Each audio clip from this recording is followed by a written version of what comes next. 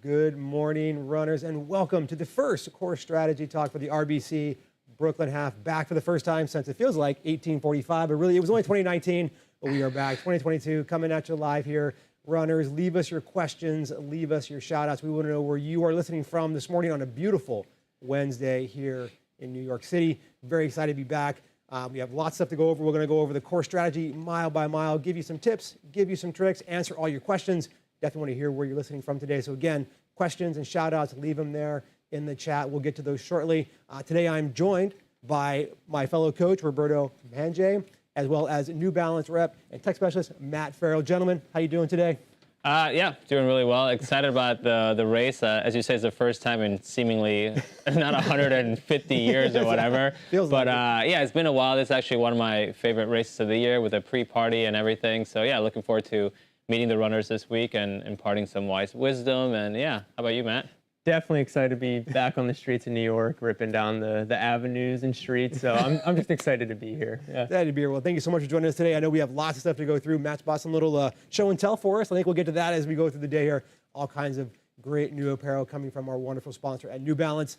But I guess we'll just jump right into it as we've got a lot to go through again. It's questions and shout outs in there. We usually, as a race, as coaches with Roberto and I, we like to kind of go off on a few things that beginning before the race, there's 3 key elements that you do not want to do.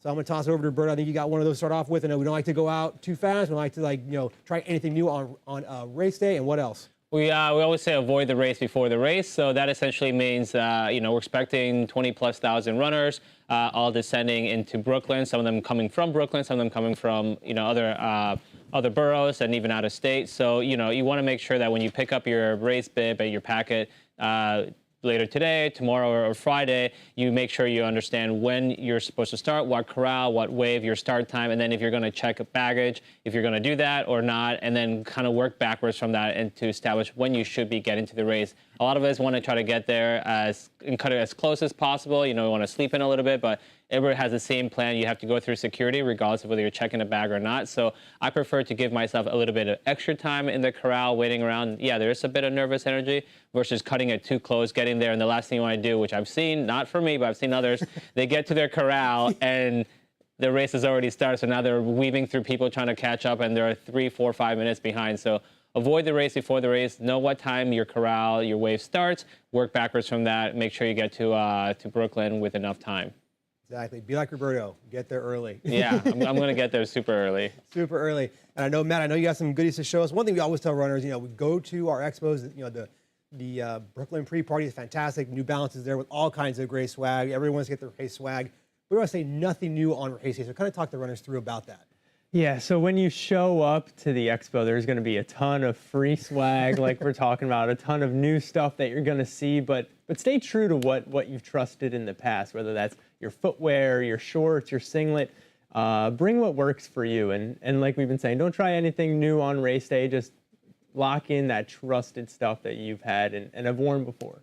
Yeah, and I know you were showing us the footwear that you're going to be wearing that you've been training in. Can you actually bring those up and kind of talk about that with the runners? This is fantastic footwear. Can I go through the story behind this particular line of footwear that you're going to be wearing on race day as well, please? For sure. So a lot of our performance-based models have that fuel cell platform that we've all known and loved, that kind of explosive and energy efficient underfoot experience. And one of those shoes that I've been training in and using a lot has been the New Balance Rebel V2. This is a great option, and it's one of the most versatile shoes on the market as well. So if you're like me, you can train in it, but this is also a great option for race day as well. It's got that nice peppy underfoot toe off where if you're not a more basic, but a less experienced racer, this is a good option because it's going to be protective, but it's also going to give you all of those benefits with that fuel cell platform, which is the same foam that we also see in our elite marathon racers, which I can touch on next as well. Exactly. And I know the shoe that you're wearing on race day has a good story behind that. Yeah. So this is going to be the shoe that I'm going to be lacing up this weekend. This is our RC Elite. I know it looks a little bit different than what some of you may have seen online or on foot before, but that's because this is a special collaboration with District Vision. So this collaboration is all about mental health awareness and just being positive and having an a positive outlook on whatever you're doing. And for a lot of us, that's running. So using running as a positive experience in your everyday life and to really up your mental health positivity. That's the whole purpose of this collaboration. There's an all-black version, which I like the most, and then also an all-white version. But this is going to be the shoe that I'm going to be lacing up. It's our RC Elite full carbon fiber plate on the bottom, and again, that fuel cell foam, which is just so responsive and so efficient underfoot that it's led me to a lot of PRs, and hopefully it'll lead to a really good time this weekend as well. I love the story behind that shoe you're kind of talking about, before we came on the air. And mental health is so important out there, runners. So take care of yourself. There's a lot going on in the world. Focusing, you talked about being positive out there. And again, running is what we all do for our enjoyment, to keep ourselves going. So we've gone through, get there early, nothing new on race day, and last but not least, even though these two gentlemen here are very fast, I am not as fast as the gentlemen are, so I'm like, but don't go out too fast, runners. And that means just stay controlled, stay early. This race does have a downhill start as you go down Washington Avenue, and it will be tempting to kind of open up that stride, maybe hit that 1 mile PR. Try not to do that, even that 5K PR, because you do have 13.1 miles. So as you start the race, start controlled. Our NYRR pace team will be out there. They will help keep you in check, keep you in control. We'll go over our pace team a little bit later in the show. But yeah, runners, be sure you keep control early, because going out too fast, the weather, while some people like warm weather, I know Roberto's giving a good nod. I don't know about you, Matt. Do you like the warm weather, or you prefer cooler weather? I'm definitely more of a cold weather creature. I'm a bit of a sweater as well, so when it gets hot out there, it's a little less uncomfortable than if it's chillier. Yeah, I was checking the weather today. As runners, that's one thing we do. We always check the weather, what's coming up. The weather does not look to be, perfect, but hey, you know what? We can't control that. All we can do is keep ourselves positive, have fun out there, take care of what you can take care of, getting yourself there early, making sure you have your flat runner laid out, all your clothes, all your fuel, your shoes, and then not going out too fast. But there we go, gentlemen. We have made it now. We are at the start line of the, that's the wrong slide there. We're not quite there yet. We started out so fast, we went to mile 2. We're kicking out there, but here we are. We are at the race start, the Brooklyn Museum. Look at that.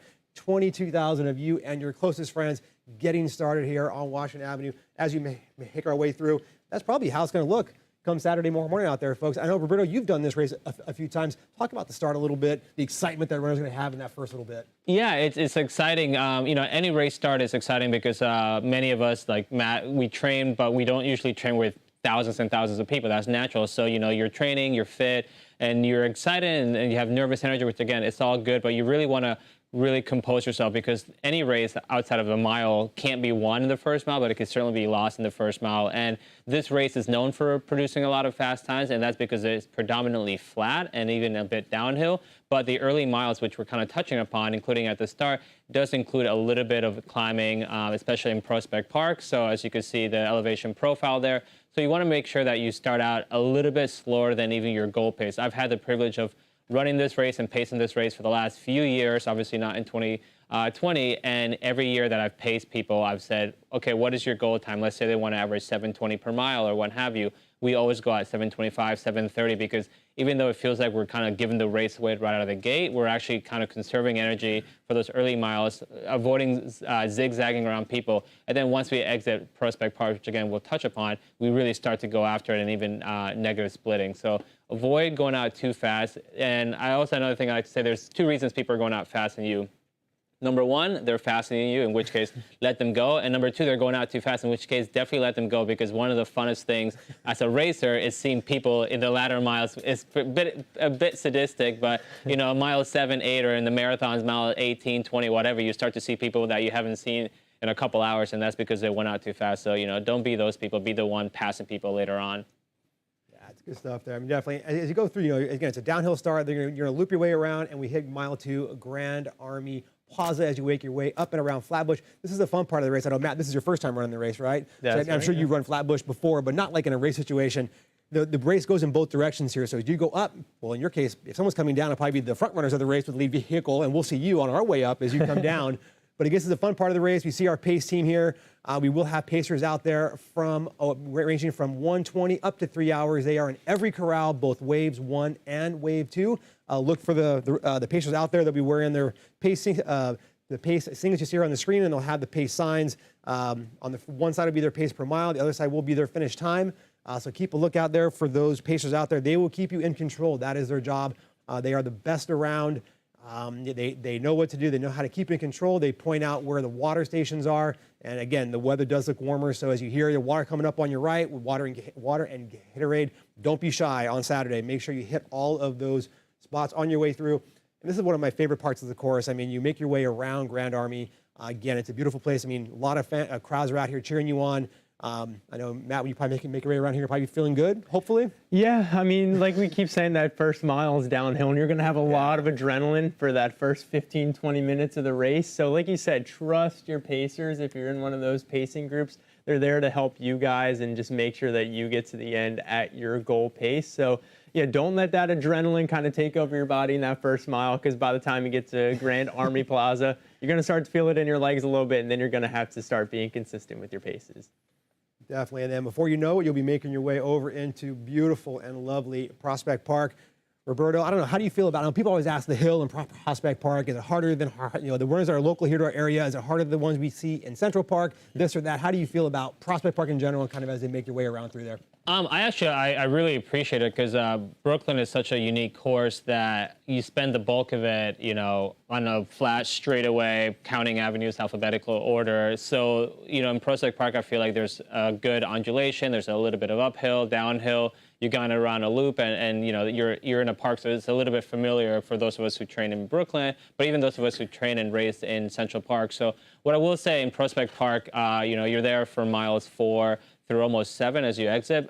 There is a significant hills for the locals. It's Battle Pass Hill. For those of you out of towners, again, it's called Battle Pass Hill. So it's about 4.2% incline, or let's just say 4%, because I'm sure there'll be somebody out there with their smart watch be like, it was actually 4.3. But yeah, it's about a 4% incline. So if you've ever run on a treadmill, if you have one at home, you can put it up to 4%. It's not tremendously steep, but it comes at a point in the race, which, as Matt said, if you've gone out too fast, you're going to start to feel it here. And then, of course, it's an uphill, so you really will feel it. But it's not terribly long. And when you're going up it, our pacers will be doing the same thing. We want to always focus on effort versus pace. So again, if I'm trying to run a 2-hour half marathon, I believe that's 9:09 per mile, our pacers would be running that effort. So they will not be trying to hit 9:09 going uphill, because that's actually putting effort to run faster than that, and it'll even out. So the other thing I will say, and our pacers are excellent, they're great communicators. It is going to be super warm on Saturday, so if you have a race goal, I would actually say maybe make a plan A, B, and C, because you don't know how you will react to the heat, and sometimes it affects people differently. As Matt said, he's a big sweater. I actually thrive in these conditions, but the thing is, you want to make sure that you don't overexert yourself, because you probably won't know till it's too late. Same with going out too fast. So make sure you have a good hydration plan, and anytime you get up to a hill, which is primarily in Prospect Park, make sure you're going effort versus pace. Yeah, what goes up must come down, runners. As you make your way around the west side of Prospect Park, you will be rewarded with a rolling downhill. So again, as the effort-based running that Roberto had talked about, whether you're on your own or with one of our pacers and one of our pace teams, you will be rewarded. Anytime that I'll put it in quotes, give up on Battle Pass Hill, you'll make up, again, putting that in quotes on the way back down. Just stick with the effort, folks. Because you definitely, even if it was an ideal day to PR, I know Matt's got his goals, what he's trying to go for. Don't put him out there. I'm not going to put it out there. I just said we talked about it. I never jinx anybody with that kind of stuff. But he's going for the win. He's breaking the tape, folks. No, again, whatever your goals are, runners, just be mindful of the conditions that are there. As Roberto said, maybe have an A, B, and C, but run a very controlled race, especially through this part of the park. It's the first part. This should feel like a long run at this point. Again, hit the water station as we go out. I'm going to go back to our course map here. I'll kind of point out where the hydration stations will be. There will be 9 of them out there on course. Do not be shy where they're being. There's one here, there's one there, there's one there, there. And as we make our way on Ocean, you'll see all those there. There's about 9 of them out there. Our volunteer staff will be out there. Give them a shout out, give them a thank you, as they'll be making sure that you are well hydrated. Yeah, Matt, have you run in Prospect Park? Have you been around the loop there? Yeah, you kind of know what's in front of you a little bit, right? Yeah, the hills can be grueling, like we keep saying, if you go out too hard. But the great thing about this course is, in one of the hardest sections in this first 10K of the race, there's a lot of visual stimulation to kind of take your mind off of that as well. So while you're racing around the park, there's a lot to look at. There's going to be a lot of people, so it's going to be very exciting still as you get to that 10K mark, even running all these hills. Yeah, but again, you are rewarded once you come out. Roberto, I touched on it a little bit more. The second part of this race, this is definitely a negative split course. If the conditions are good, if you're feeling good, and if you've done all the, controlled yourself within the race, when you come out onto Ocean Parkway at mile 7, congratulations. This is an auto ramp here that the cars will use regular time. It'll be closed off, thankfully, for us, so there'll be no parkour or having to slide over the hoods of a car. Don't worry, our events team has got us covered there on Saturday. But once you come out Ocean Parkway, congratulations, you are about 10K from Coney Island with hot dogs and beverages at the end. You got six miles to go, but this is where it is. There are fluid stations here, but again, this is a very exposed part of the course. So again, with the conditions looking to be a bit on the warmer side, light colored clothing like Matt talked about earlier is going to be very critical here, hitting the water stations. But this also is, as we talked about the effort base going through the first 10K, the pacers here will be on mark. So I know you can see it here. I had it up earlier. This is our pace signs that we see here. One side will have their goal time. They're aiming for 30 seconds below that. And on the other side will be their pace per mile. So we talked about it as, the first, part of the course. You may see somewhere variances, maybe as going up Haddle Pass Hill, you may be 20 seconds above this, but going down the backside, you may be 20 seconds below this. That's fine. The pacers will keep you on point, on mark. They know what to do. But then when they hit Ocean, they will be close to that. They're going to become a metronome. It is a flat. I'll bring up the course map. You'll see it again real quick. As you go through, you see it. It's right here, folks. It's all this section here. It is just, it's a negative down. You're 150 at the top of the Haddle Pass Hill. You finish at 8 feet. That's 142 feet of elevation loss, if my math is correct. Yeah, I mean, that's barely above our heads. So. Exactly. Yeah, you're right there in the ocean. The coffee worked this morning, thankfully, folks. I am awake. But there we go. Yeah, exactly. The boardwalk is probably the whopping 8 feet that you're going to be above, but that is where you're going to be for the next 10K of the race. Roberto, I know you've run this race. Talk about Ocean a little bit, what runners can expect. Is there shade? What's going to be happening out there for that 10K? Yeah, so running down Ocean Drive, I've run this race so many times that there's been years where it's just been pouring rain, and I've tried to hang out a little bit more towards the right side where I get a little bit of tree coverage. And then there's been years like what's forecasted for Saturday where it's been pretty warm and you're actually pretty exposed out there. So if that's the case, also feel free to run out towards the right side. There'll be a little bit of tree coverage sporadically. Obviously, if you get towards the center, you're super exposed. But I expect there to be some mist stations, hoses, things like that. And the runners actually, the local community actually comes out and they just line up most of that drive, and sometimes they're handing out sponges and things like that. So it is going to be a warm day. I would definitely advise that if you have a goal time that you want to hit and you are really fit, maybe go after it, but don't be too aggressive, because once the heat really hits you, there's really no going back. But one thing I was going to ask Matt about, and we talked about, I think it was before we came online, is NB ice. So it's going to be a cold. It's going to be a hot day. Cold day. It's going to be a cold day for somebody, not me. But if you could just talk about what New Balance has in terms of running in warm weather, because not just this weekend, but we're heading into a series of races in the summer, and people are training for marathons where it's going to be obviously warm weather. Right. Yeah. So one of my go-to options for race day is New Balance's Impact Collection. And what I'll be wearing is 3-inch Impact shorts, and that has all the pockets you can need if you're bringing hydration or if you're bringing fuel during your race. But then also the Impact Singlet. It's super light, super breathable, so that's going to be super important when you're racing in the heat this weekend. We do have New Balance Ice in a lot of our different products as well. That's just our insanely ventilated type material that is super soft to the touch. And is just all about keeping you cool on days like this. If you can get yourself a New Balance Ice product before this weekend, maybe swing by the New Balance booth at the Expo and ask us questions about that. But definitely the Impact Collection has been my go-to just for performance-wise from New Balance. If you're bringing fuel or if you're just trying to hit a nice time while carrying some things, that's going to be one of your best options as well. And all that's going to be available for display and purchase at the PreParty. Yeah, we'll have a bunch of stuff for you guys to come check out as well. Yeah, check it out. I might swing by and grab something. For sure. Yeah, check it out. Put it away. Hold on to that, because Roberto said we have a ton of races coming up: June, July, August. People that are training for their late summer, early fall marathons, grab that new gear. But more importantly, as well as the hydration and all the fun we're going to have, our cheer zones are going to be out there. TFK will be around mile 8. But all the clubs come out to cheer you on, and it's always good to have that as you go down Ocean. Yeah, it is a flat way. You have 6 miles to kind of zone out, but it's always good to have someone cheering you on. There's bullhorns, there's music, there's cowbells, you name it, they've got it. But more importantly, at mile 6.8, as you come onto Ocean Parkway as well, the cheer zones, our new our gel sponsor, Science and Sport, will be out there. So again, if you've trained with Science and Sport, I've actually been training with it, so I will have some out there on course. I really enjoy it. But if you have not tried it, again, we said nothing new on race day. That includes that nutrition, because the last thing you want to have to do is have something go wrong on Ocean Parkway. So stay strong in what you have. But again, Science and Sport will be out there if you're training with it at 6.8. But we're going down, we're hitting up. We are at mile 10. This is kind of where, if you're feeling good, the race is kind of on at this point.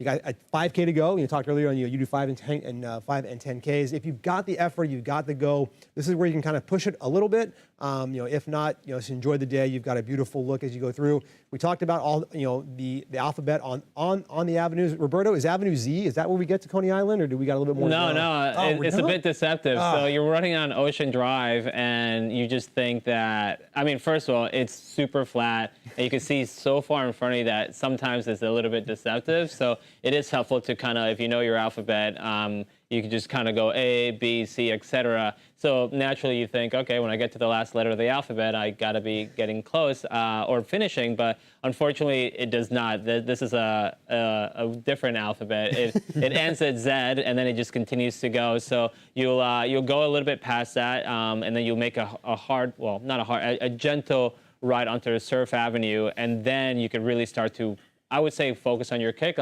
Again, every year I've had the privilege of pacing somebody, so I'm talking them through like the letters of the alphabet and keeping them engaged, because that is such a long stretch that it could also be a little bit daunting. You could lose yourself, which is good, but you could also kind of get too far in your head, like, okay, I'm barely holding on. How much longer? 1 mile or 2 mile looks the same, but the good thing is that once you make that right-hand turn, you really are starting to feel the finish line pulling you in. I made the joke this weekend. We had our group trainers and our team for kids. We did the last 6 miles of the course on Ocean. And someone asked, well, what's the avenue after Z? And I was like, Avenue, you're not quite there yet, because you are not. You have about a mile and a half to go. It's very convenient. It's actually called that. It's amazing. I actually thought about that many years ago when they were coming up with all the names of the streets. But again, our volunteers will be out there. Grab some water. Matt, I'm sure you have your hydration race plan in place. Do you have a variance when the conditions change, or do you kind of stick to the same thing usually when you're out there racing? I pretty much try to stick to the same thing. Prep for the race is a little bit different if it's going to be warmer out. Just making sure you're getting a lot of electrolytes in as opposed to just water before the race, because we need that sugar and we need that sodium in our system as well to perform on race day. But yeah, having all these people along Ocean is going to be awesome. It's going to be a nice breath of fresh air coming out of the park. It's going to be electric coming down that street there. But like Roberto said, when you get to Z, you got to hang on just a little bit longer and keep pushing. So. Yeah, again, I put up, there are the hydration zones when you're going down Ocean Parkway. Take note of that. I'll put up the mile markers as well. It's right around mile 8, and you have 10, 11, 12. There is that gap between 8 and 10 where there will not be. So make sure you hit that one at 8, because if not, your next one's not going to be closer to mile 10, your final 5K. So make sure you have that plan in place.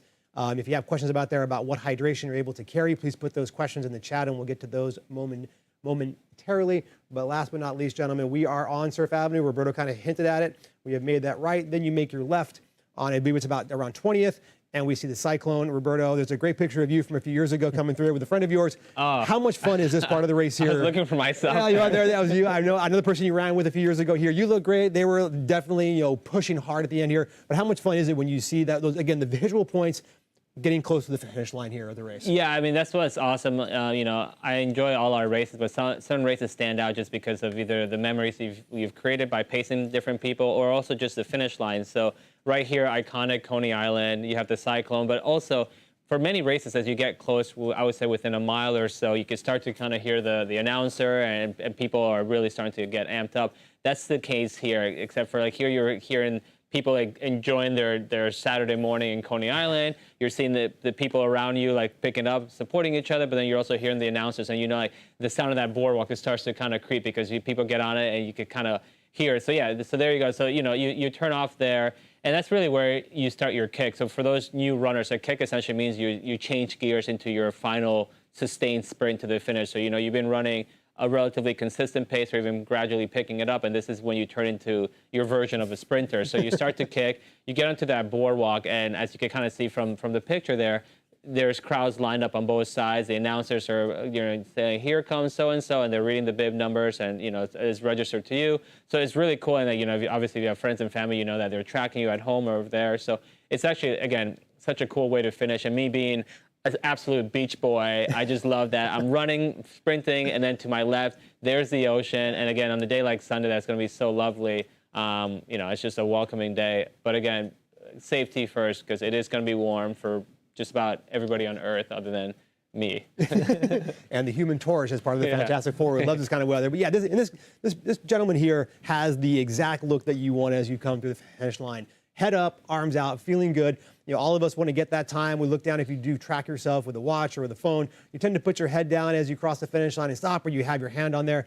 Don't worry about it. Our events and our tracking team have you covered. They're tracking maps all the way through, including the finish line. We have your time. And a pro tip, you can always alter your Strava afterward. You can hit it a few seconds afterward and go back and change the finish time when you see it up on the results page. Yeah, keep your eyes up, keep your head up, keep that big smile, because heck, who doesn't like to feel good when you finish, right? I mean, it's the best feeling in the world. Nathan's Hot Dogs in the background there. There is a little bit of a rumor going around that Coach Steve is buying everyone a hot dog that finishes the race. I don't want to put it out there too much. So, but you have to find Coach Steve to do it. So he'll probably be out there very quick, and before you can track him down, he'll be happy to hear that. He's pacing what, 2 hours, 2:05? He's pacing 2 hours. The back of wave one. Now a whole bunch of people are going to be on that pace group. Yeah, we actually made the joke a few times in our chat yesterday. So we had a good time with that. Steve was not buying you hot dogs. It was a good joke. But yeah, again, runners, you're out there. You've made it. And then again, now once you're coming through, as we like to talk, you've entered what we call affectionately mile 14. Roberto, go through mile 14 a little bit and what runners can expect. Yeah, so mile 14 is essentially just a walk-off. When we do these for our marathon, we call it the 27th mile. But no, you don't have to run an extra mile. Obviously, at this point, everybody's pretty tired.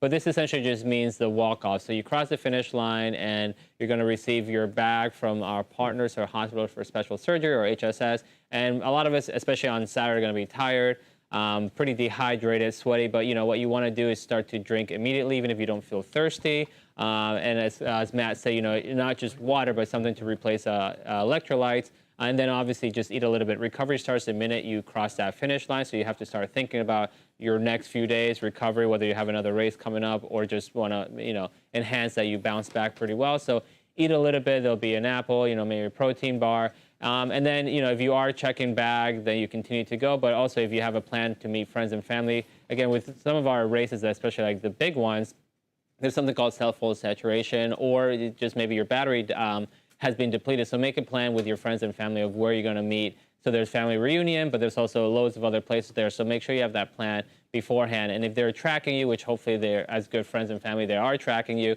they'll know when you've crossed the finish line and more or less when to expect you, at your chosen location. Yeah, definitely get that plan in place before you get down there, runners, because the cell phones will be tough to get through. As I like to joke, think of it as 1990. How did you plan your meetup points beforehand? You had all that mapped out prior to, telling your loved ones you'll meet them at the park, on the street corner. Be very specific where they are. Do not move from that area, because there will be 25,000 of you or so as you come through. But as you come through the finish line, our partner at Hospital for Special Surgery will be there. We will have our recovery zone. If you want to go in and foam roll out a little bit, stretch out a little bit, get stretched out, please stop by on your way to pick up your bag. So happy to have our recovery zone bag, our back. Our runners love this area. It's a good way to kind of hit the end, grab that. Our medical teams will be there as well. So if you're any reason you're feeling faint from the heat or just kind of struggling a little bit, they will be monitoring everybody as they come through. Hit the medical tent if you need to, grab some ice, cool the back, and then heck off. One thing that we talked about on one of our earlier core strategies is we are planning to be a little bit warmer out there. A good thing is, as you go on the race, if you're grabbing water, it's good to dump the water on those pulse points, your wrist, the inside of your elbow, the pulse points around your neck. Try to get the cooling points. That'll help bring your body temp down a little bit as you go through. If you're wearing a hat, I know I'll be wearing a hat. Dump the water inside your hat. Put the hat back on. Anything out there. We had someone in a previous core strategy asked about sprinklers. I don't know if the sprinklers will be out, but I'm guessing our safety team will do everything to ensure that we have a safe and enjoyable experience out there on course. But when you're done, make your way over to the post-run area. The party in the stadium is where it's going to be happening. Meet your family there. There will be signs up ranging from A through L. So if you do plan to meet your family in the stadium, tell them I'll meet you at letter B, because my first name is Ben. That's where I'll see you at the end. Again, stick to it. Go find them. You've got your medal. You've got your bag.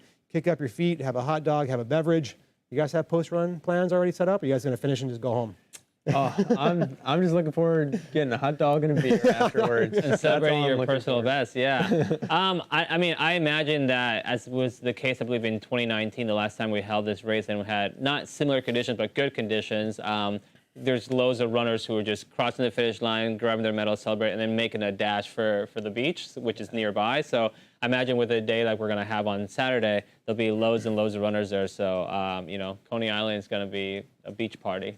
It will be a beach party. It's a perfect day to grab the beach, have your family member bring down a beach chair, a towel, grab some sunscreen. It will be toasty out there, folks. And here's and the event guide that you'll pick up, this is also online. I'll show here. This is the finish area from a bird's eye view. You can kind of see, you know, this blue line here. See if I can actually draw on the map today. I can here. Right here. This is where the finishing area. The stars are where you are done. That's where you will run on the boardwalk. Here is the finishing walk-off area here, and then this space down here, as you see. This is the stadium. That is the back check area. That's where you will go off to get your stuff, find your loved ones. Please have that done because you just run 13.1 or a shade more miles than that. A shade the right word in this conditions. It's going to be hot out there. Probably not. A skosh more maybe is a better word to use in this case. But please have all those out there runners. And we're done with the course strategy here, gentlemen. Any, like, you know, as we've gone through it, I mean, anything you guys want to share that maybe I've overlooked or anything like that? But I mean, it's going to be a beautiful day. You've run it before, Matt. This is your first time, so. Yeah, what I would say is that, like I said, for myself, Ben, and a bunch of our colleagues, this is actually one of our favorites, pre-parties, expo, what have you, because there's always a lot of fun activities at Brooklyn Pier Park. We'll be there later today, and Matt as well with his New Balance colleagues. So it's really like such a great atmosphere. People come in, pick up their bibs traditionally, and hang out, enjoy the weather. So, you know, want to make sure that you stay off your feet. You know, if you're trying to run a good time, regardless of the conditions, want to make sure that you take in the festivities, but also, you know, rest and recover, and then just enjoy the day. You could only control what you can control. The weather is going to be what it's going to be, but we all train as best as we can. So don't put too much pressure on yourself. If the race starts and you're not feeling as great as you'd hope, then enjoy the race, enjoy, you know, celebrate the training that you've done, and you could always run another day, but just don't try to go out really, really hard and stay on that goal pace and just ignore, you know, what your body is giving you as far as feedback. For sure, yeah. I mean, I always say enjoy it, have fun, and be present during the day. I mean, a lot of my best performances always come when you're just enjoying it and you're there in the moment too. So just have fun. It's going to be a super awesome environment with everybody lined up on the streets, and it's going to be just great to be back running down the streets of New York again. So. Yeah. And the one guy that you see at mile 3 that says you're almost there, it's a lie. He's lying to you. There's always that one person at mile 3, 4. You're almost there. You're not almost there. But as Matt said, enjoy the day. Be positive out there, runners. We've all been through a lot. We're so happy. We're so thrilled to be back at the pre-party Brooklyn Bridge Park. Come down, grab your bibs. Wednesday, Thursday, Friday, we are open from 11 to 9. Swing by. You're working the pre-party as well, Matt. Swing by, grab some swag, get some info, get your shirt, get your bib. All visitors are welcome. Only runners will need to show their vaccine to grab their bib. But bring all your friends down. Food trucks should be a smashing few days. I was outside this morning on the way down here. It's a beautiful day out there, folks. I mean, I wish today actually was Saturday, but we can't always control the weather. But I think we have some shout-outs and some questions coming through, so let's hop to it, folks. What do we got for us, Sam? The traveling runner. Good morning, everybody. Good morning to you. David, watching from Queens. Queens in the house. We'll be up there. Actually, the 10K coming up in June. We'll see you soon if you're not coming out for Brooklyn. Prof NYC. Washington Heights. That's your neighborhood. These are my people. Yeah. Prof NYC. It is graduation day. I saw Columbia and NYU grads walking around with their gowns on today. Congratulations to all our graduates here in the universities in New York City. Lolo, let's go Midtown Muses. Let's go. Make it happen. Is that us? It could be. I don't know. All right. Victor from Dallas, Texas. See you Saturday. This should be ideal weather for you in Dallas. It's already toasty down there in Texas. Friends of mine that run. Now, this should be a piece of cake for you. You've already been running on the sun for most of the last month or so. So welcome. Safe travels, Victor. We'll see you soon. All righty. BR hydration packs allowed on course. Roberto, what you got for us? No hydration packs, meaning anything that goes over the shoulder, like a backpack or the hydration packs that you see people using on long runs. So fuel belts and bottles are allowed, or handheld bottles, but for safety reasons, we don't allow anything that goes over the shoulder. Very good. Thank you, B. Next up, the prof dropping some knowledge on us. What are some good tips for hydration during the race? Matt, I know you said you kind of had your plan out, so what are you going for? What do you think some good ideas here for our runners? So I think one of the biggest keys is to hydrate or fuel before you need it. If you get to the point where you're feeling super dehydrated or super underfueled, you kind of already missed the mark. So be ready to fuel before you need it, whether that's every 20 minutes or every 25 or 30 minutes. Just make sure that you're getting ahead of that issue that you might have. Yeah, especially with the conditions being forecasted, what they are. As we're talking about it on one of our strategies yesterday. Do not miss, even if it's simply just swishing some water or Gatorade around your mouth and spitting it out, just to get something going. Let the body know what's coming more. Just stay on top of it. These are not the conditions where you want to miss one. As I pointed out, once you get on ocean, there is that gap of about 2 miles from 8 to 10. So all those ones you see early in the park, I'd recommend hitting every single one, even if it's a splash and go. To use NASCAR terminology there, folks, or F1 or you lost me there. I know, I don't even watch auto racing, but I watch a lot of sports. So, hey, next question coming up. Thanks, props. See you out there.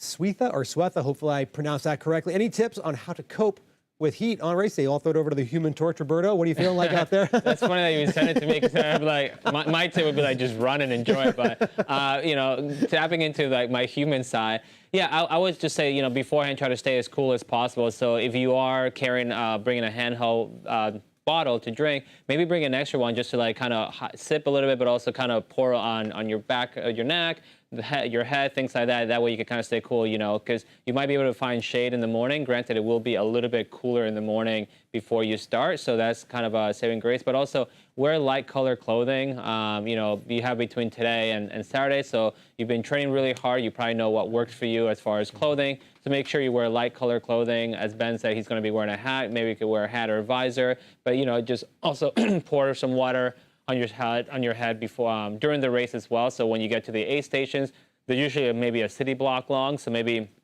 grab one drink to drink, and then grab another one just to kind of pour yourself. You could keep yourself cool that way. Matt, you said you prefer the cold weather, so these conditions, like myself, are not ideal. Again, maybe what are some guys? Roberto has some great tips. Anything else you want to add to that, or anything that maybe that you've done? Yeah, just hydrate before the race, the week leading up, and especially these next few days. Make sure you're drinking Gatorade or vitamin water, along with water as well. Like we talked about before, you need those electrolytes and that sodium in your system to really have the right amount of performance on race day. Definitely. A question coming at us. Thank you so much. We have Danielle. Are Pacers running for clock time or net time? They are running for when they cross through the start. That is when their time starts. Just as you as a racer on your bib has that tracking chip, they have one as well. So again, our 2-hour Pacer, Coach Steve's in the back of wave one. His time will not start when the horn goes off. His time will start when he crosses that timing mat just past the Botanical Garden on his way down Washington Avenue. I'll hold the pace sign up one more time. Every pacer will have a finish time that they're going for. In this case, I have the 1:45 sign. They are going for 30 seconds under that. So again, if you're going for that 2-hour, it'll be 1:59:30 is their goal time. They will keep you on pace. Expect that first 10K to be more about the effort-based running as you go down Washington, up and around Flatbush, and then definitely through the park. But once they do get on Ocean Parkway, expect those pacers to be kind of on point with where they're going, maybe even picking up a skosh in this last 5K. To get themselves that 30 seconds, as they are the best around. They will guide you, make them do the work. I used the pacer in 2018 at this race. He guided me down to mile 9. I took it over from there, and it worked out to perfection. But again, stick with your plan. Know what you want to do. We talked about it a bit before out here. Have what you want to do, A, B, and C goals, like Coach Roberto had talked about. Stick with those, adjust as you need to, and see what the day holds. Keep it fun, have positive thoughts out there. Something's got to feel good at some point, even if everything's coming apart. Find that one thing that feels good, runners, but have a great race, Danielle. The traveling runner. Can you bring a bicycle to the pre-party, Roberto? Yeah, you could bring a bicycle, you could bring a horse, anything. You just have to make sure that you could you just have to make sure that you could lock it. You can't bring it into the actual tent. There's an indoor and outdoor component around the pre-party. So for example, where New Balance is going to be inside in the tent. A lot of people going in to pick up their bibs, etc. So you can't exactly bring it in there and walk around with it. You could bring it and lock it outside. But yeah, we welcome people using as many green and alternative forms of transportation as possible to get to the pre-party. But actually inside the pre-party is just for physical pedestrians.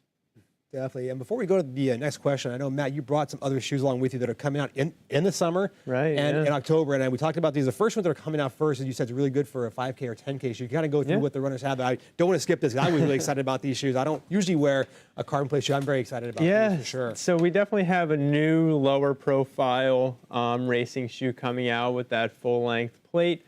It's going to offer a more nimble experience underfoot, but still nicely protective with that fuel cell foam. It's just going to be a snappy option. Like I said, a nimble option that can really tackle those faster paces like you're racing for either a road mile, 5K, and even up to the 10K. So this is going to be our fuel cell pacer, which is going to be coming out later this summer. Later this summer. Mark that calendars. I know we got a bunch of 10Ks coming up. 5Ks, you mentioned the road mile. I don't know, is there one in September? We have a pretty cool race we do on Fifth Avenue. Yeah. What excites me is that usually when we do these, we have with our friend and your colleague, Connor, and he's, I think, size 15 or whatever. So he's always showing us these things. At first, it's hard to keep on frame. And second was like, none of us could take it, where you're more or less around our height and shoe size. So I'm like, a few things might go missing. I don't know, that looks like a size 11. So yeah, if you want to try some new stuff, stop by the booth. So he's saying mark your calendars for end of summer. I'm like, I'll mark my calendars for the end of this chat. But no, it's always exciting to see the advancement in technology, and New Balance is always there at the forefront. I'm usually paying more attention to their gear, because obviously you're running in winter, which I hate, and then they keep me really warm, and then in summer, which I love. But it is really exciting to see, the shoes. And I'm looking down because you can't see his feet, but he's got these shoes are really cool that aren't out yet. And then he's got other ones, and there's just a whole bunch of shoes here. So for the you sneakerheads, definitely swing by New Balance. And the excitement around the innovation is something that's been big for New Balance in recent years too.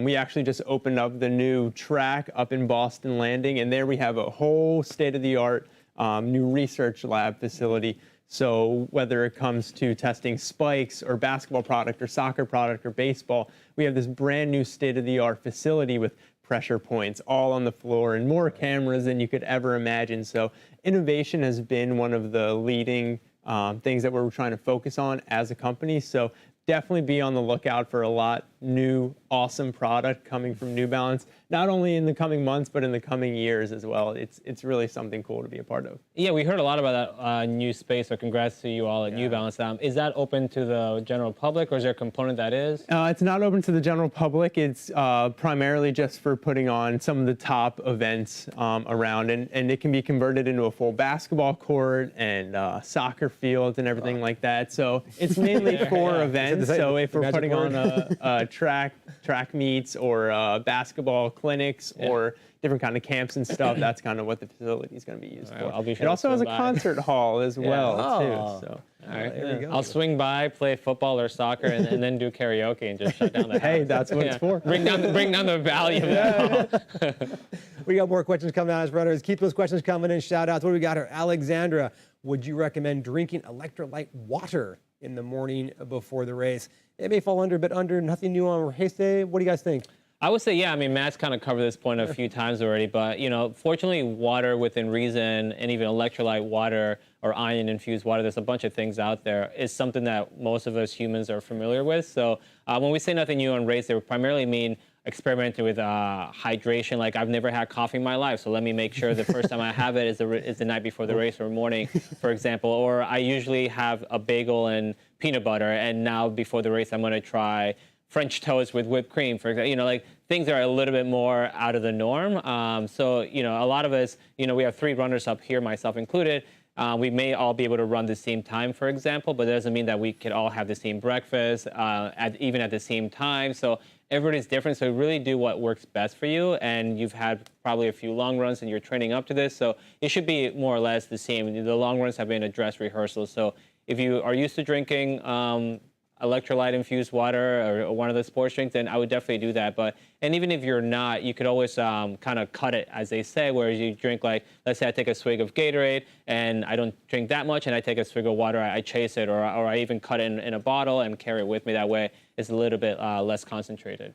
And once you come through the security and back check area runners, there will be water. I think they're like big bottles or big jugs out there. So there will be water in the start area. So even if you don't want to go tap into your reserves, if you're carrying your own hydration or you want to refill before you start, check those areas out, because there will be some available water within the start area. As you come through, whether wave 1 or wave 2, you'll have back check, then you'll do security, then you'll get into the corral areas, and there'll be water and porta potties there. Don't worry, there's always a short porta potty line somewhere. You may have to go down somewhere. It could be in Queens, but there is somewhere. It may not in your house. Yeah, make sure you take care of the business before you leave, if you can, the hotel room. But no, we got some more questions. Great question, Alexandra. Victor, can you bring a guest to bib pickup? I think I said earlier, you are allowed. The only people that need to show proof of vaccine are the runners as they pick up their bib. Everybody else is welcome. Please come on down. Enjoy the pre-party. Swing by, see Matt, grab some shoes, grab some swag. Come by the pacer area. Back in the running lab, our pace team and our coaches will be there. We will have pace bands. You can grab those, everything from 120 to 3 hours, broken down for you by miles on one side, by kilometers on the other. So you can kind of get a gauge of what you're going for. You may have, as Roberto said, your A, B, and C goal. Grab 3 of those. You can decorate your arm all the way up to the elbow with pace bands if you so choose to. Get out there, but come by and say hi, get some strategy, get some tips. Our coaches, our pacers will be out there. And then after you're done, step on out into the beautiful day, onto the pier. We'll have food trucks. There will be a stage, I believe, with some live music throughout the day as well. So yeah, make an afternoon out of it. The weather looks great. We're open until 9, both Wednesday, Thursday, and Friday. Victor, hope to see you out there. Swing by, say hi to Matt. Come by and say hi to Roberto and myself, Coach Steve, our coaches, our pacers, and have a great race. Prof, come back in with some more knowledge here. How much rest is too much rest before the race? I did a 7-mile easy run today. Well, should I not run again until race day? Gents, I mean, we've all raced before. Matt, what do you think? What's some tricks here for the professor in NYC? Yeah, definitely. I mean, I don't want to put any mileage number in anybody's head. I know we all have different mileage totals that we hit throughout the week, but I think a 7-mile easy run is totally fine before the race, right? You don't want to do anything too overstimulating on your legs, so definitely not a workout 2 or 3 days before, but just a little mini taper before your race would be awesome. Maybe a lighter run, a shorter run, and some strides the day before. 2 days before, you can do one of your normal runs. I think that's totally fine, but it's pretty much whatever you're comfortable with, right? Everybody has their own training plan, and everybody has what works for them. So like we keep saying, don't venture away and do anything too crazy the few days before race day. Yeah, and what I would say is also definitely everything Matt said, but also realize that between today or even yesterday and Saturday, any training you do isn't really going to benefit you. You will get benefit from it because it is training, but you'll reap that benefit in 10 or 14 days from now. So make sure that you keep that in mind as you put in your last few miles, and make sure that it's just miles to help you kind of work out the nerves. Maybe, try out a few more things, but don't make sure that isn't quote-unquote training miles because you're not going to be benefiting from that. Yeah, we had a runner in an early course strategy. He asked us what our favorite cross-training exercise was the day before the race, and mine is sitting on the couch doing his curls with the water and then pressing the finger on the controller to find out what's next on TV. Because you asked if there's too much rest. I don't really think there's such a thing as too much rest. Get off your legs as much as you can, hydrate up, but get out there and have a great run. Hope to see you out there. Aaron, how can we avoid bumping into people at hydration stations? I mean, that's always a challenge. I think Roberto talked about how long they are. Yeah. We all have our own tips and tricks. Maybe Roberto, kick us off. What do you think? Yeah, I would say, a lot of us always think that even though the table is crazy long, that you have to be the first at the very first corner, and you see a lot of people, so one thing I always try to do is I try to kind of keep a gradual line so you can't see my hands on screen, but as I'm running, I start to gradually lean into it, and I pick a spot further out, down the road, down the table, and then I also kind of speak a little bit to runners around me. If there are runners around me, I say, hey, coming in on your left or on your right, or grabbing water. That way, they also know, because everybody means well, but we're all tired, thirsty, and some people slow down immediately, come to an abrupt stop. Some people just keep running and grab it and kind of keep moving and continue with it, so there's a kind of fluid motion. But the best thing you want to do is just be aware of your surrounding, communicate with the runners around you, and make sure that you don't get at the very first part of the table. Pick somewhere in the middle or towards the end. And the last thing, maybe make eye contact or lock eyes with one of the volunteers. Sometimes they'll be holding a cup like this, and you could just, you point to them, or you say like, yeah, or sometimes I say no, and that way they'll also be able to facilitate you getting that cup. And also, and Roberto did mention, if you are going to be a runner and you do stop, raise your hand, give a notification to the runners behind you. If you are stopped, raise your hand up. This is the universal sign for I'm going to stop running or slow down. That way people behind you can recognize that. Everybody has their own strategy through the water stations. So if you are going to stop your runner out there, which is totally fine, just raise your hand, alert other runners, because as Roberto said, I'm sure we've all had a near miss, or we've actually made contact. Nobody wants to sweep the leg, as they say as they come to the water station. It's like Karate Kid reference. It's a little aggressive maybe, but again, we've all had close calls, had to dodge around somebody. Again, it will be warm. There will be a lot of areas, but they are long. Roberto said, make eye contact, grab the water as much as you need, get through there. People ask what the pacer strategy going to be in the water stations. Talk to the pacers. Maybe our quicker pacers, the 120s to 145 range, give up 2 hours. They may not be stopping. They probably will not. Or the pace groups around like 2:30 to 2:45 or 3 hours. Maybe their strategy will be to stop or walk through a water station. Just talk to your pacers if you're going to be using them to find out what their strategy is to make sure it aligns with what you have in mind or what you would like to do on race day. And actually, another quick pro tip that I just thought that I do, and I didn't even think about it till now, is I often carry my own water, whether it's a half marathon or marathon, and that way I can use that in the early stages. Because the first few aid stations, most people are stopping, and the race is still a little bit, not congested, of course, but there's more people. But usually in the latter stages of the race, whether again, it's a half marathon or marathon, it's a little bit more spread out. So at that point, I've already finished my bottle, or maybe I've tossed it. And then when I go to the aid stations, they're less crowded, so it's a little bit easier to avoid people. So if you're comfortable grabbing a bottle and running with it for the first couple aid stations, I'd also recommend that because it saves you time and energy. Good information. Have a great run out there, Aaron. Coming out, Lori, is there a running tracking app? There is not a specific Brooklyn Half app, but NYRR does have their app. There is live tracking. I believe the max number you can get in there is 50 runners. I happened to see it this morning on an Instagram story. Someone said, "Oh my gosh, only 50 people in there." But yeah, it's a very popular person. We got a lot of friends out there. I'm tracking a few people myself, but there is a live tracking through the website as well as through the NYRR app. But there is not a specific RBC Brooklyn Half app like we have for some of our other marquee events. But you can go on the website. There'll be more information, nyrr.org. Go to the racing page. It'll give you some info to track your loved ones, especially if you're meeting them up afterward. You'll know when they cross the finish line, and you can kind of gauge when they may be out there on surf. So you can go grab that post-run hot dog and beer, right, Matt? Oh, of course. Well, I guess I would say shout out to Ben, because you're routinely one of the people who gets close to or maxes out the amount of people you could track. I know in the marathon, I think this past year you said 150 people. So for those of you watching at home, Ben oversees our group training, in-person training all over the city. So he has a very close connection with a lot of our coaches and the runners, which is part of the reason why he's always tracking, 50 plus people. And so yeah, shout out to people who do group training, and there's a lot of us running. And for those of you who don't know what group training is, head over to our website, nyrr.org, go under train, and you have in-person training in Brooklyn, Astoria Park, East River Track, and Central Park. And we have the next session starting May 31st. May 31st, we'll be out there. And you'll see Ben and a bunch of our awesome coaches. Come join us, runners. Awesome, thank you.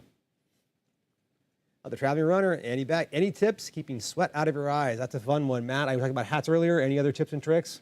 That's a tough one. Yeah, it's not much of a finger headband. Go for that John McEnroe 97. Yeah, you could go sweatband like Jackie Moon or something like that, but it's definitely tough.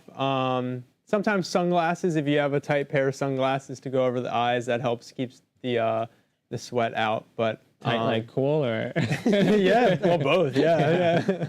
But it is a tougher one to maneuver. I don't know. That is a good question. And you need some water in the face, maybe every now and then it kind of moves around. Oh yeah, the water stations. It's challenging. I mean, we're going to be sweaty. I mean, I'm a heavy sweater. You talked about it earlier. I get those white chalky sweat lines on the sodium coming through.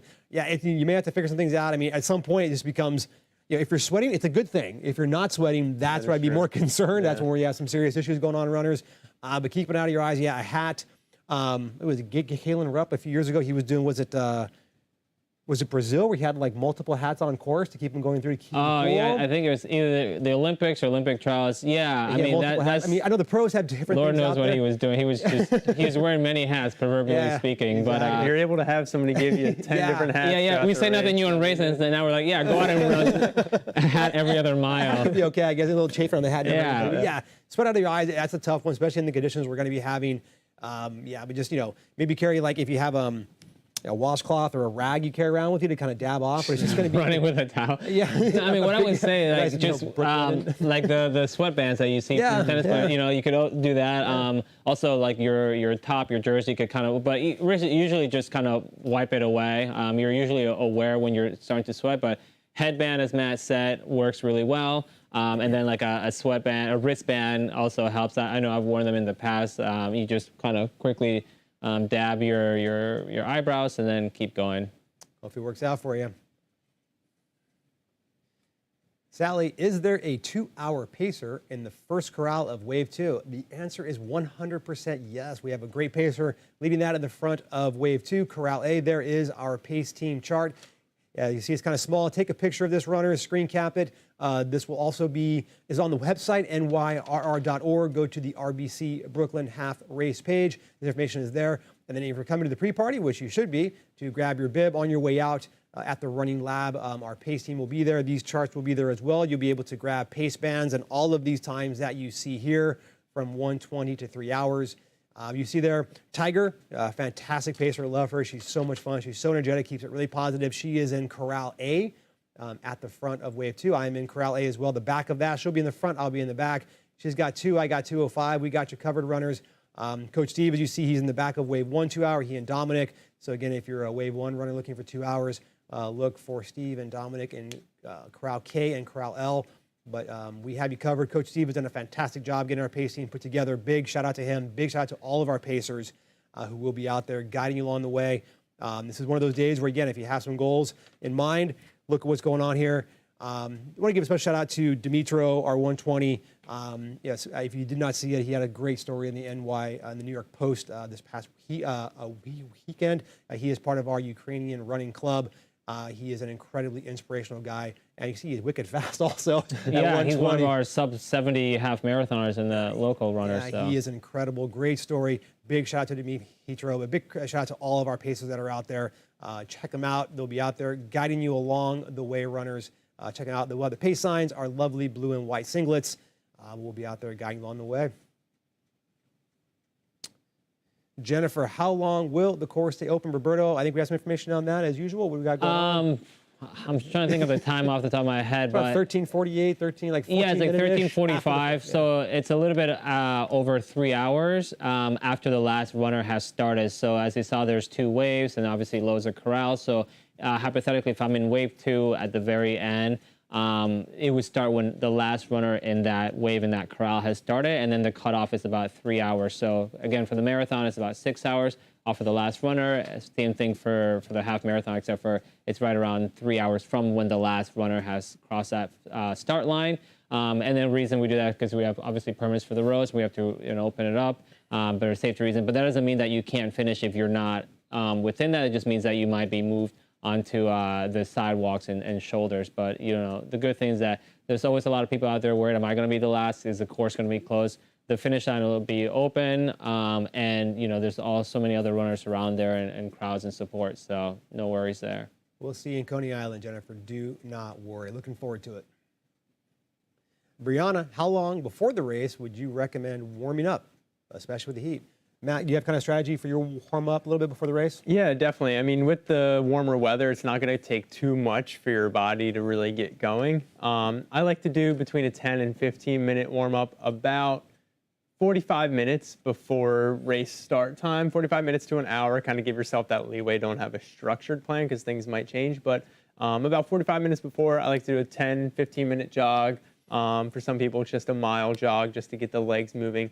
Then just some drills, whether that's high knees, butt kicks, A skip, B skip, that sort of thing. But yeah, usually about 45 minutes before, because you don't want to have your legs get stale if you're warming up too soon, and you also don't want to be super fatigued, especially in the heat if you're warming up too close to the start of your race. And it's a downhill start, so a good warm up is good because you'll be able to kind of ease into that first mile or so down Washington Avenue, runners. But yeah, get in there early, Brianna. There is some space just outside the corrals on Eastern Parkway. Maybe just to like the north side of the street, or you can kind of do some easy warm-up running. And some of the streets off that are also closed, or run on the sidewalk and get your sweat on before you hop in the corral. We have Stefan or Steven. Is there a recommended frequency for taking gels in a half marathon? I know I got some thoughts on that, Roberto, Matt. I mean, everyone's kind of different here, but think about what we're going for. Yeah, I mean, I'll quickly just say that everybody's different. So, for example, we have 3 of us here. So Ben is pacing 2 hours, 5 minutes. I won't give out Matt's goal time, but it's almost an hour quicker, and I'm up in the air. So, obviously, the amount of gels that we would take would be different because we're going to be on the course for a different amount of time. So I think you have to kind of factor that in. But one thing I would say that I always subscribe to, and I believe Matt touched upon it, is whatever your hydration and nutrition plan is, go by time versus, go by time or minutes versus miles, because that way you could always say, I'm going to take a gel every 20 minutes or 25 minutes or 30 or what have you, versus say I'm going to take a gel every 3 miles, because 3 miles in the first part of the race might take you 27 minutes, but later on it might take more time as you get tired, more fatigue, heat sets in. So, but yeah, I would say really calculate based on what your goal time is, because then that's really going to play into your nutritional needs and the conditions. Definitely, and you've probably been practicing on your long runs as well, Stefan. I hope I'm getting that correct pronunciation there. Whatever you've been doing on your long runs, your training is probably a pretty good gauge of when you're going to want to take your gels. Stick to what you know. You trained your body to anticipate and expect when the fuel will be coming. So if you have an idea of when you've been running, if it's been by miles, been by time, just stick to that. Trust what you've done to this point. Don't worry about what you heard somebody say in the corral or at the pre-party before. What their adjustment would be, stick to your game plan. I really can't stress that enough. As a pacer, as a runner myself, we've all done it. But you've trained to get to this point. Now is not the time to try to think, oh, maybe I can go an extra 5 minutes here or there. Again, these conditions won't lend themselves to any kind of adjustment. You really want to stay on track with what you've been doing. But stick to it. Have a great race out there. And I believe we got one question left, gentlemen. So let's go out with a bang. Sure. Hopefully. Here we go. What do you got? Coming at us, Run Auto. How can one become a pacer for future NYRR races? I guess I will take this one, folks, since I have paced before. You can send an email, leave us to paceteam@nyrr.org. We check that out. We look for pacers with experience because, again, everybody wants to run our marquee events. We have our pace team that any races for NYRR 10 miles or over, we do have our pace team out there. That includes our marquee events, which is the United Airlines NYC Half, the RBC Brooklyn Half, and the TCS New York City Marathon, as well as our training long runs throughout the summer, the Bronx 10 miler, the Staten Island half marathon, the Shape Women's half marathon, the Fred LeBeau half marathon, blah, blah, blah, yada, yada, yada. And I'm just going through them all there. But not the Fifth Avenue Mile. We do not have our pace team for the Fifth Avenue Mile, unfortunately. But yes, send it over, send your credentials, your CV over, check it out. Again, people want to become pacers. Everyone wants to jump in for the big events. We want to get you started, where it makes the most sense. But send it over to Pace Team or Pace, I believe, at nyrr.org is email address. If not, you can send it over to training as well at nyrr.org. But yeah, if you're interested in it, love to see what your credentials are, see how we can help you out. But I think that's it for the questions and the shout outs. We are good to go. Any parting words of wisdom, gentlemen, as we head off into our Wednesday afternoon? Good luck to Matt. Excited to see how he goes. Thank you to New Balance and Matt for coming out and sharing some of their awesome gear. And for you runners out there, we really look forward to seeing you the rest of today at the pre-party, tomorrow, Friday, and then, having a great day on Saturday. So don't get too worried about the weather, but respect it and plan accordingly. A plan, B, and C. Yeah, well, thank you guys for having me. This was a blast, but I look forward to seeing everybody out on the course. And remember just to have fun, prep accordingly, and trust what you've done, because it'll take you to the finish line, so don't worry. As the BC Boy said, no sleep until Brooklyn. I'm going to flip that. Get more sleep until Brooklyn if you can, runners. Take care of yourselves out there. Be mindful of your hydration over these next few days. Get down to the pre-party. Come check it out. Have a good time, but then go back home. Get off your feet. Have a great week, runners. We'll be back again. We have Core Strategy again tomorrow morning live at 10 a.m. I believe this will be rebroadcast this evening at 6 p.m., but you can leave your questions in there. We'll be answering the questions during that chat tonight at 6 p.m. Then we're going to begin our live broadcast, our Thursday, Friday, 10 a.m. here again. We'll be rebroadcasting those at 6 p.m. during the day. Leave your questions. We'll get to those during the rebroadcast, and then anything pertinent we will definitely touch on the next live broadcast. Roberto, thank you. I'll see you in a little while. Matt, I'll see you at the pre-party. Runners, have a great day, and we'll see you in Brooklyn. All right.